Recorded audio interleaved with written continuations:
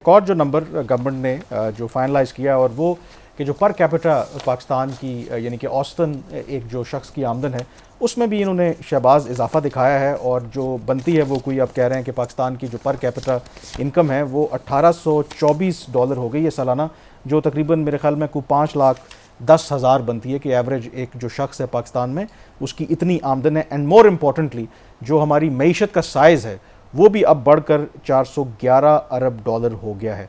तो क्या इस नंबर के ऊपर भी शकूक व शुबात हैं या ये जो डॉलर टर्म्स में इन्होंने इकॉनमी का साइज $411 अरब दिखाया है, ये इसकी बहुत बड़ी वजह कि आपका रुपया इस दफ़ा स्टेबल रहा है, जिसकी वजह से $372 अरब से आपकी इकॉनमी $411 अरब रही। तो जब उसको ट्रांसलेट किया तो फ़र्क नहीं पड़ा, आपको फ़ायदा ही हुआ होगा, नुकसान नहीं हुआ होगा, इसका मसला नहीं है। लेकिन ये जो $1824 की इन्होंने फ़ीकस आमदन दिखाई है, इसकी जो पॉपुलेशन का जो नंबर लिया गया वो कम लिया गया है। ये पिछले दफ़ा भी हुआ था। ये कह रहे हैं जी कि जो देखिए सेंसस कब का हुआ है, 2-3 साल हो गए हैं पॉपुलेशन सेंसस हुए हुए। सेंसस आ गया, उसके जो नताइज हैं वो काउंसिल ऑफ कॉमन इंटरेस्ट ने अप्रूव कर दिए, उसकी बेस के ऊपर जो बाकी सारे काम हो रहे हैं। लेकिन जो एक इनका इदारा है जिसने ये सेंसस का नंबर ऑफिशियली रिवाइज़ करना है पर कैपिटा इनकम के लिए, वो अभी तक नहीं हुआ। अभी तक 2016-17 वाली जो एक सीरीज़ चल रही है उसकी बेस के ऊपर ये ले रहे हैं नंबर फ़ीकस आमदन का। मतलब इन्होंने ऐसी छोटी छोटी इन्होंने चीज़ें की हैं जिसकी या तो इनकी इनएफिशिएंसी है या ये डेलिब्रेट है। ये इस तरीके से हो नहीं सकता। एक और बड़ा नंबर जहाँ पे नाज़रीन हुकूमत ने टारगेट अपना मिस किया ओवरऑल इकनॉमिक ग्रोथ का, जिसकी वजह से आपको पता है कि टारगेट मिस हुआ तो वो तो अपनी जगह पे, बट पावर्टी अनएम्प्लॉयमेंट वो बड़ी है साल मुल्क में, क्योंकि अगर 2.6% आपका पॉपुलेशन ग्रोथ है और सब कुछ करने के बाद भी 2.7% आपने जीडीपी ग्रोथ दिखाई है, तो नताइज आपके सामने है। दूसरा बड़ा जो नंबर है जिसको इम्प्रूव करने के लिए जो शहबाज शरीफ साहब की गवर्नमेंट है पिछले 3 साल से कोशिश कर रही है, जब वो पीडीएम के प्राइम मिनिस्टर थे उस वक्त से लेके अब तक, और बीच में जो केटे के गवर्नमेंट है उसने भी बड़ी एफर्ट्स की, SIFC ने बड़ी एफर्ट्स की। एक पाकिस्तान सॉवरेन वेल्थ फंड भी बनाया गया, वो था कि गैर मुल्की सरमायाकारी लाना और ओवरऑल पाकिस्तान में सरमायाकारी को इम्प्रूव करना। वहाँ पे कुछ बेहतरी तो आई है इन टर्म्स ऑफ साइज़, लेकिन जो हदफ था इन्वेस्टमेंट बढ़ाने का एज % ऑफ द GDP वो भी हासिल नहीं हो सका।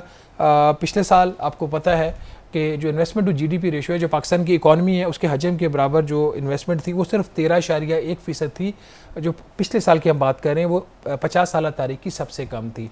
उसमें इस दफ़ा बेहतरी आई है, 13.1% से बढ़कर ये 13.8% पे इन्वेस्टमेंट पहुंची है। लेकिन हदफ से ये फिर भी थोड़ी सी कम है, हदफ इनका 14.2%। और यहाँ पे भी जो इन्वेस्टमेंट में इंप्रूवमेंट आई वो प्राइवेट सेक्टर से नहीं आ रही। प्राइवेट सेक्टर की अगर आप इन्वेस्टमेंट देखें वो 9% से बढ़कर सिर्फ 9.1% हुई है, और उसका जो हदफ था वो 9.7% था। मेजर जो इंप्रूवमेंट आ रहा है वो पब्लिक सेक्टर का, और पब्लिक सेक्टर का जो इंप्रूवमेंट आ रहा है वो हमने आपको पहले बता दिया कि 1100 अरब रुपए का तो PSDP इन्होंने फुल का फुल इन्होंने कहा जी, अज्यूम किया कि हम उसको यूज़ कर लेंगे, जिसकी वजह से जो पब्लिक सेक्टर इन्वेस्टमेंट है वो 2.4% से बढ़कर 2.9% होगी, और हदफ से भी 0.1% ज़्यादा होगी। तो कामरान ये जो नंबर है ये भी अहम होता है, ये बताता है कि आपकी इकॉनमी की ओवरऑल स्ट्रेंथ है और उसकी क्या सूरत हाल है। एक जो इनमें पॉजिटिविटी एक आई है जो इन्वेस्टमेंट से रिलेटेड, एक और जो चीज़ होती है आपकी सेविंग, मुल्क की सेविंग कितनी बड़ी है। सेविंग का जो टारगेट था वो इनका टारगेट से भी ज़्यादा इन्होंने सेविंग की हैं, तो वो वहाँ पे एक आपको पॉजिटिविटी इनकी नज़र आ रही है। 14 इसका जो टारगेट कम था, लेकिन जो actual saving total national saving हुई है वो 14.1% हुई है। ये क्यों हुई है? क्योंकि इस दफ़ा जो करंट अकाउंट का खसारा है वो नहीं हुआ, करंट अकाउंट सरप्लस में है। तो सेविंग आपकी डायरेक्टली प्रोपोर्शनेट होती है आपके, अगर खसारे में होता तो सेविंग का नंबर कम होता, तो अगर आप पॉजिटिव है सरप्लस में है तो सेविंग आपकी बढ़ गई है। बट ये जो सारी जो चीज़ है जिसमें 2 चीज़ों को डिस्कस करने की ज़रूरत है, वो है जो रोल है पाकिस्तान सॉवरेन वेल्थ फंड का और SIFC का। मेरे ख्याल में यहाँ पे ब्रेक ले लेते हैं और ब्रेक के बाद